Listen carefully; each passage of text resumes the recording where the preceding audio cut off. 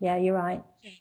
So what I always say to people is, just take a moment and see what's present in your body.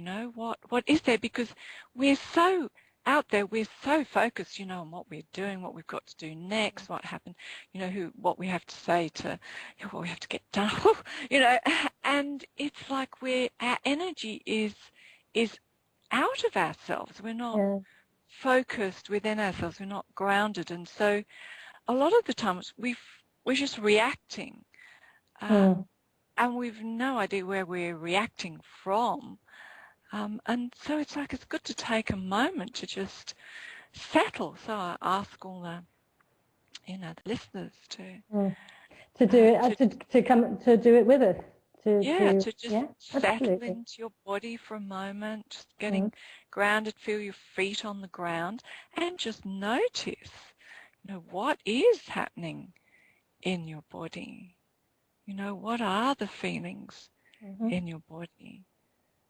Is there some anger sitting there, or some anxiety, or some tension, or do you feel ill? Have you got a headache? Are you upset about something that happened today, yesterday? That's actually quite a good one, because that happened earlier on today.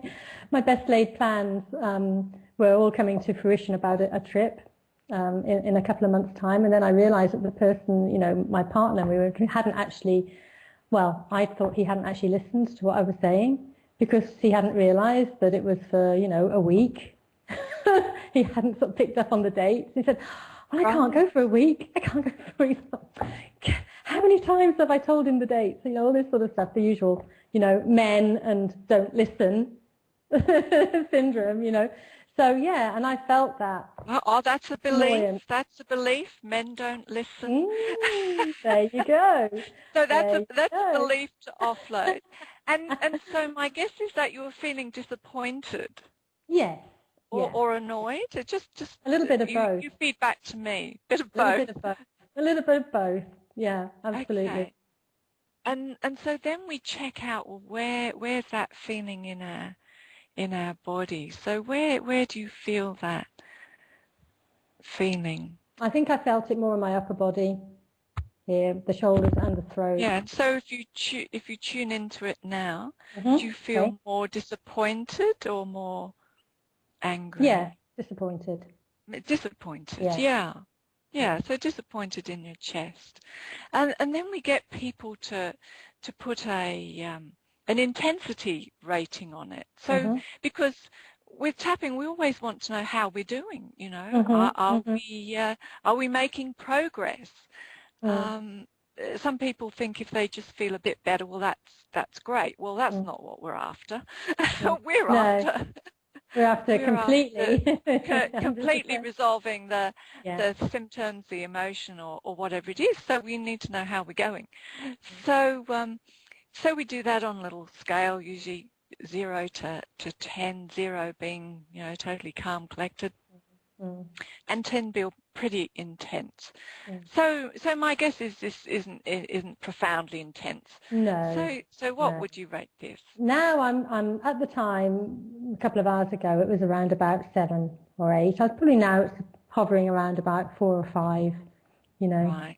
Oh well, we can dispatch that. My partner will be very pleased to hear it. I'm sure he will. And of course, this is another. Why didn't I mention this? This is an area that tapping is so useful in, is relationship, because we have all these upsets, all this lack of acceptance, all these things from our childhood that are triggered off. And so when we tap and resolve them within ourselves, then we show up in a different way, and the relationship becomes different. And so EFT is an incredible relationship tool, as I'm sure that you found in yourself in the past. So then we come to let's do some tapping points. So we'll just point them out first of all.